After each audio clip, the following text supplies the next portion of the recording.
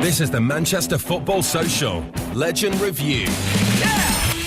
This is the Football Social. I'm Jim. Good evening. It's time to get Gary on the topic he's really good at, and that is talking football. This is the show where you get to talk about your team, and you can do it in the company of two people who don't just live, breathe, and probably eat football, but who mixed it with the best of them on the pitch as well. One for City and one for United. We got Man City's Gary Owen on the blue side tonight. Evening, Gary. Evening, Jim. And for the Reds, we've got Manchester United's Mickey Thomas. Evening, Mickey. Jim, how are you? Very good, thank you. There is plenty to talk about today, not least the comments by Gareth Southgate over the last 24 hours that Marcus Rashford needs to be playing more football.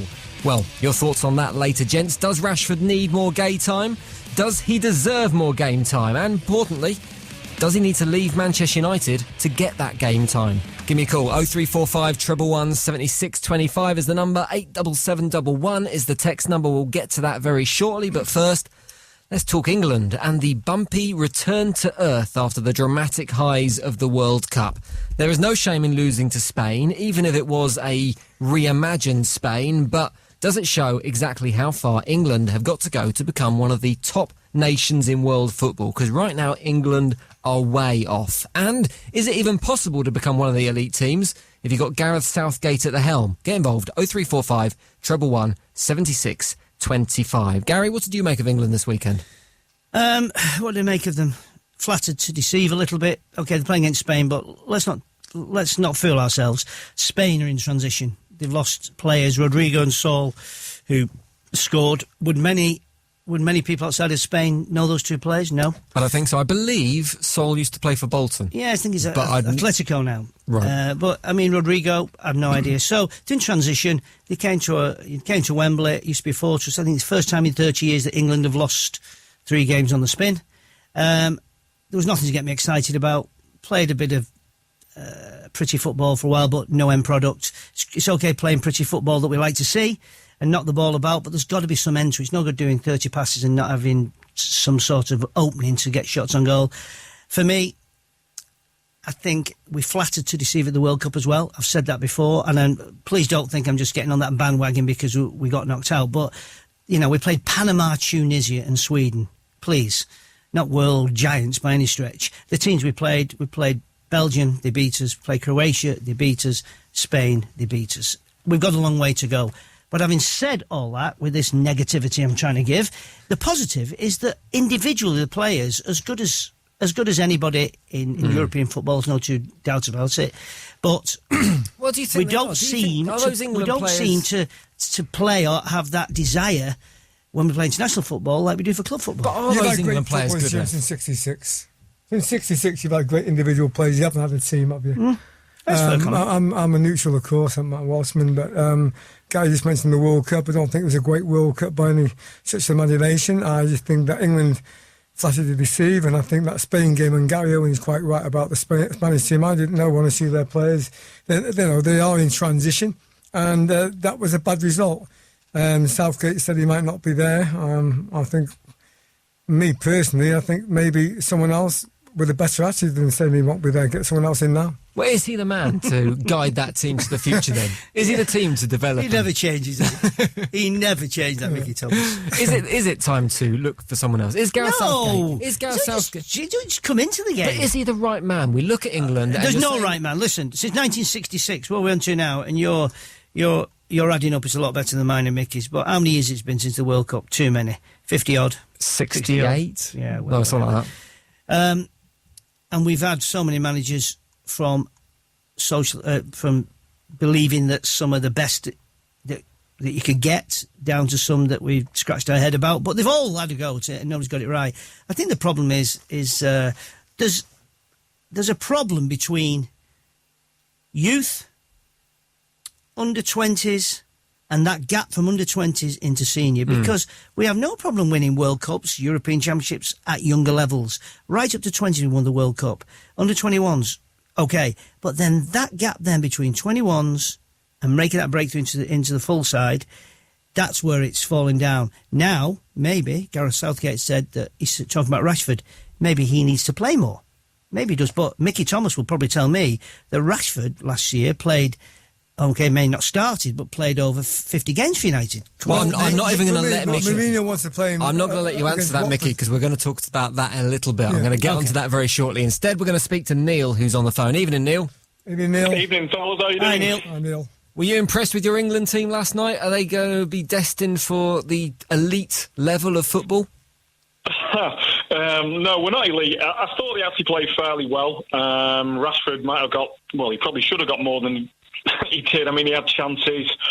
I think we've got enough to create teams problems. We've got plenty of energy in the team. We've got plenty of pace.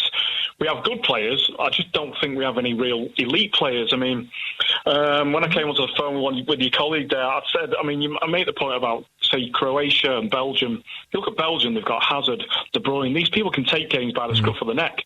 They can turn games themselves. They can take games away from you. Croatia have got Modric. These absolute world-class players. I don't think we possess any of them at the moment. When I was growing up, my favourite England players, I'm a City fan, but it was Kevin Keegan and Brian Robson, absolute world-class players. We haven't had them since probably, we had a great side, didn't we, 01-02. We probably should have won the 2002 World Cup, to be fair, with the quality of players we had then. But it seems to have tailed off since then. Now, obviously, like I heard the guy saying about under-17 world champs, the 19s, 20s, 21s. I mean, we're talking about world champions and European champions.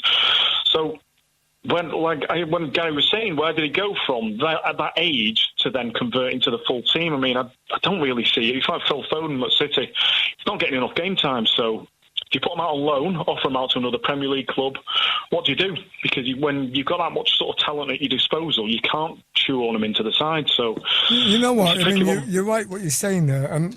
The bad thing about it is the way the football modern game's gone now. Gary Huntsman, right, and myself, at 17, I want to be in the first team, not the under-21s and the 23s. You want to be in the first team. And those opportunities are very limited because the pressure at the top is obviously for a manager to get results. And that's why sometimes these youngsters like Ampadu that played for Wales the other day, Ryan's given that opportunity.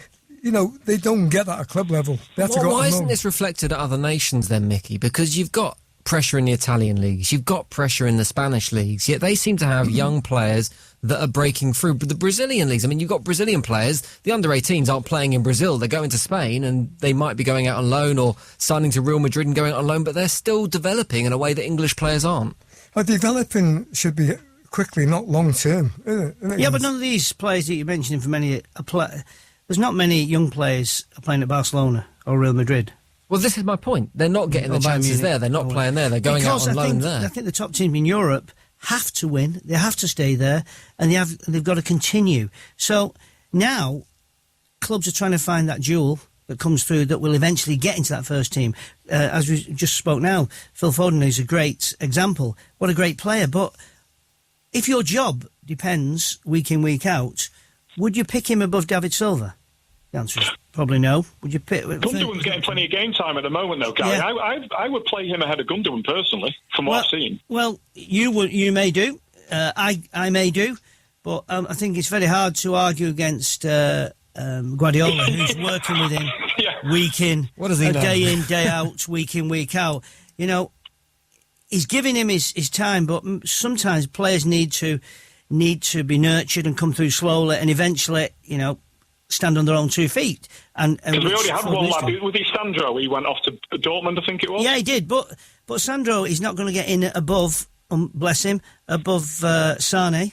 Even Sane's not getting in at the moment. Above Sane or Raheem Sterling. So we have to make a decision, which we wanted to keep him, but he decided he wanted to go and play football now. So whether or not he comes out and is the next greatest player, we'll have to wait and see on that. But if a player decides he wants to go and he's out of contract, there's not much you can do. I'd say fair play to him for it. I mean, a young kid who actually wants to play football and better himself, I think it's a great thing to see. Yes, it is, but also, you could also say about young Phil Foden, he didn't want to go out on loan, neither does Diaz.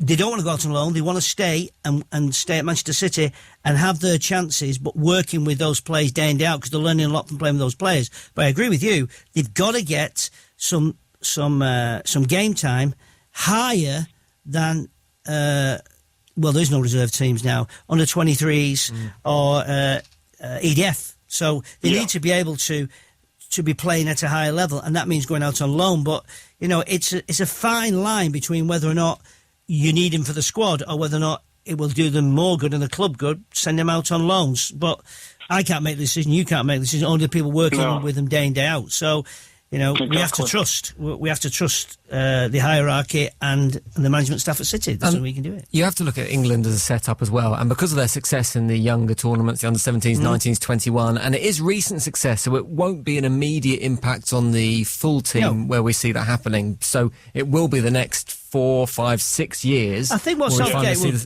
Southgate will do, I think he'll bring some of these young players in and give them the experience of the England atmosphere, the England setup, being amongst those England players, know what it's like to be a full England international, and maybe then, as other managers are doing at club level, bring him in slowly, give him half an hour, give him a game every now and again. But, you have to nurture him. So sometimes you can chuck him in the deep end too soon. They can't swim. So, Neil, is it a case of just lowering our expectations? We all got carried away during the World Cup. We all got It's Coming Home tattooed on our foreheads over that fortnight. But now is it time to reset expectations and go, we aren't an England team that are going to be in the top 4 of the world. We shouldn't have really been in the semi-final. We had an easy draw to get there. So let's temper expectations, stay in the top 10 of world football, and that'll have to do.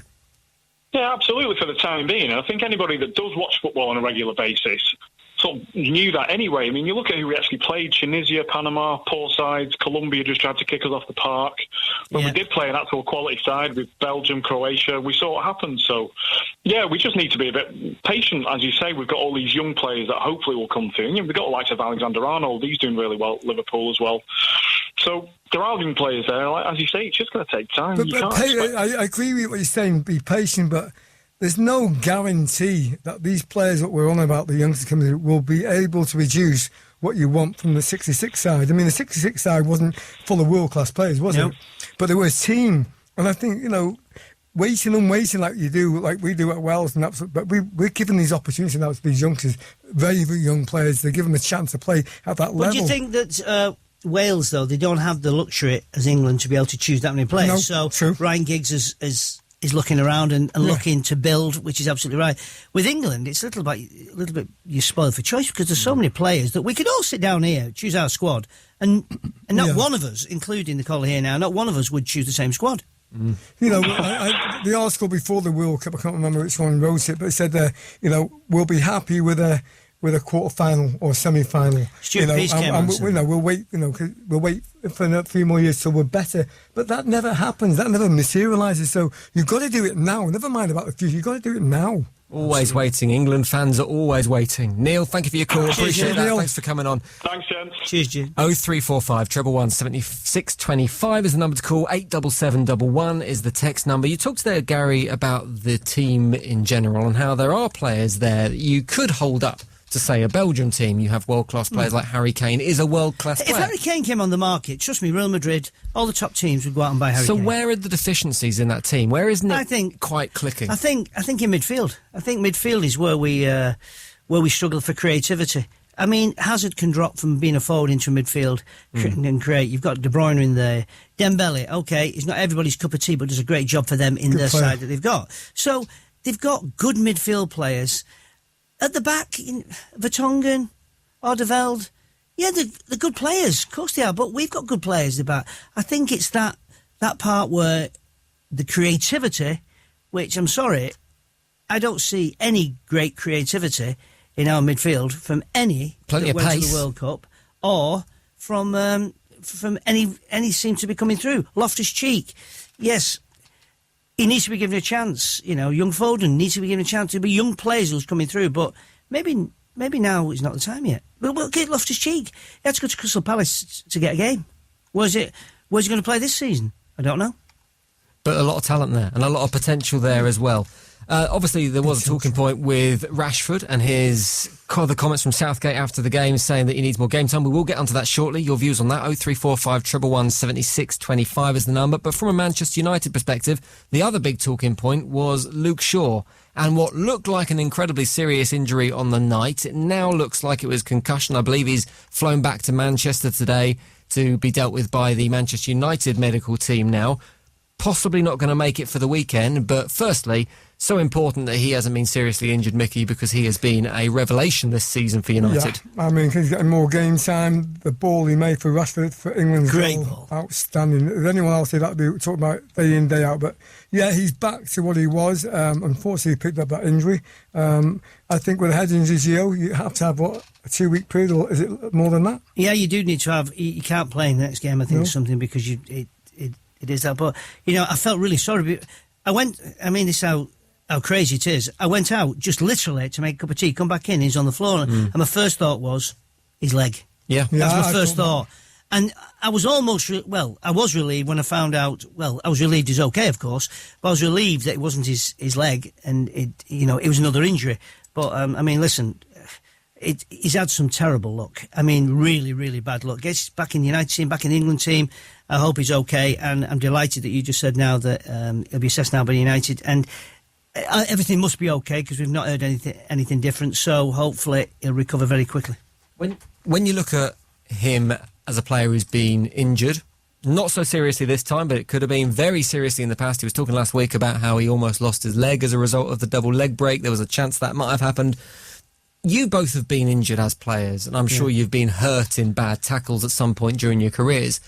What's it like making that recovery? What's it like stepping onto the pitch for the first time when you're fully fit and you've got a 6.5 stone centre-back flying towards your shin? What's that? 16.5 stone. You had a very serious injury at home, didn't you? I've got a plate inside my leg, I've got 10% of my calf muscle missing, and when you're out for a length of time, it is soul destroying, and even more so in our time. How long were you out for that? Was it lengthy? Yeah, well, first of all, you remember Bobby Barnes, the black player that played at West Ham? He's part of the PFA now. Bobby came into a challenge into me at West Ham. Nothing malicious about it. I just on one leg tried to spin him, and on my standing leg, he hit my standing leg, and the fibula, it broke in two places. Now, I was wrongly diagnosed. Eventually, I was diagnosed right. Just shows you, in years gone by, wrong diagnosis. So, eventually, there were 2 cracks in there. They put a steel plate in it, and after that, you played. But I was like out for nearly 6 months. But coming back, you do have doubts. First challenge and all this stuff. But after the first game goes on and the minutes go by, you get involved in the game and you forget about your injury because you're back into it. It's only if something happens that maybe relates to that injury that brings it flooding back. But it does take time, and playing football helps you get rid of the negativity. Look at Luke Shaw. It took him a little bit more time, but he looks a different player this season than what he did last season. And there's been certainly no signs, Mickey, of him having second thoughts about any committed tackle. He's very confident now because he's getting game time, Joe, and that Jim, I should say. He is a guy that needs that confidence, because you have to understand, because at one time he thought he'd never play again. And that was a scary moment for him. But he's back now, and he's confident, he's breaking forward. That's his strength in that final third. And I think the ball he made for Rashford goal, I mentioned just before, fantastic pass. It was a magnificent ball. I know obviously took it well by Rashford, but the ball made the goal, wasn't it? I thought on his first touch he'd knocked it too far. He did. He was lucky the defender didn't close him down. Yeah, I thought he knocked it too far. Yeah. And then when he went to pass it, I thought, he's passing the buck here. He should go straight for goal. He's got pace. He's got one man in front of him. Knock it past and get a shot on goal. But he obviously knew what he was doing. Great ball. Fantastic weighted pass. Any midfield player would have been proud of that pass.